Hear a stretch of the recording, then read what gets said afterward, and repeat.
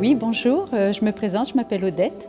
Je suis maman d'un jeune homme qui est handicapé et je suis venue aujourd'hui sur ces journées Cap vers l'inclusion par le sport parce que j'avais envie d'écouter des professionnels, de m'enrichir de leurs réflexions, de leurs travaux, de leurs recherches.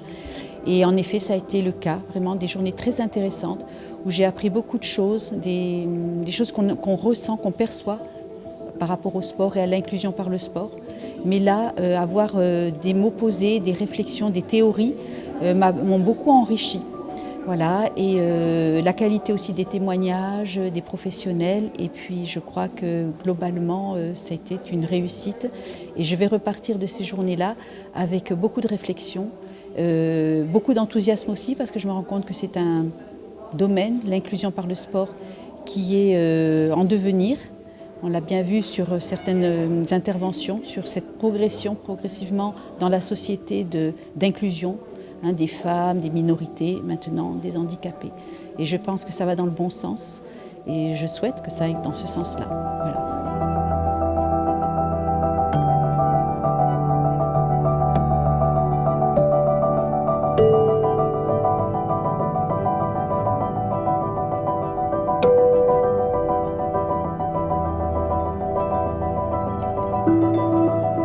Je travaille dans la formation au niveau de l'éducation nationale et le thème de l'école inclusive est un thème récurrent dans l'éducation nationale, mais l'inclusion, en fait, y est encore un mot un peu vide, puisqu'en fait, il s'agit bien plus souvent d'intégration que d'inclusion.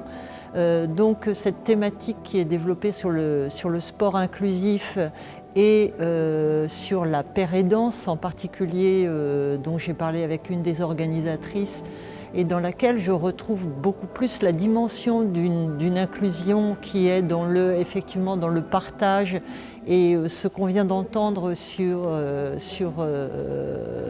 la conférence qui a eu lieu sur cette notion d'inclusion me permettra, j'espère, de mieux faire comprendre au sein de mon institution, qui est l'Éducation nationale, ce qu'est l'inclusion au sens plein du terme et non pas dans le sens restrictif qu'on a tendance encore à lui donner.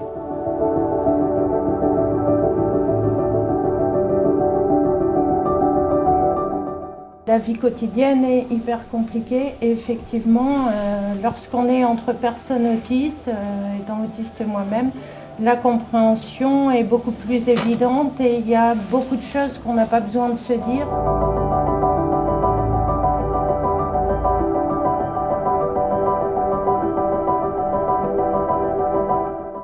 Je m'appelle Aïcha, j'ai une petite fille de 13 ans qui est en situation de handicap. Je suis venue à ce colloque pour apporter ma participation, en tout cas mon regard, qui est en lien avec les besoins de ma fille, parce que ma fille a besoin d'être aussi avec les autres et le sport est le meilleur biais, en tout cas pour elle, c'est un constat.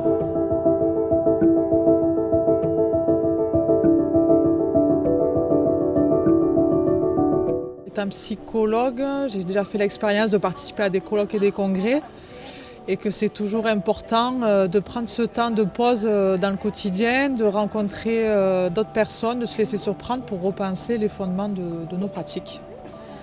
Et c'est ce que j'ai trouvé, c'est très bien. Je suis ici présent durant ces 2 jours de colloque, voilà, en tant que personne handicapée, également parce que je suis président d'un club de kayak, le club de kayak de Nîmes, et également parce que j'ai été invité à participer à une table ronde pour parler sur l'autonomie et sur la dépendance ou l'indépendance, selon où on se place, quoi.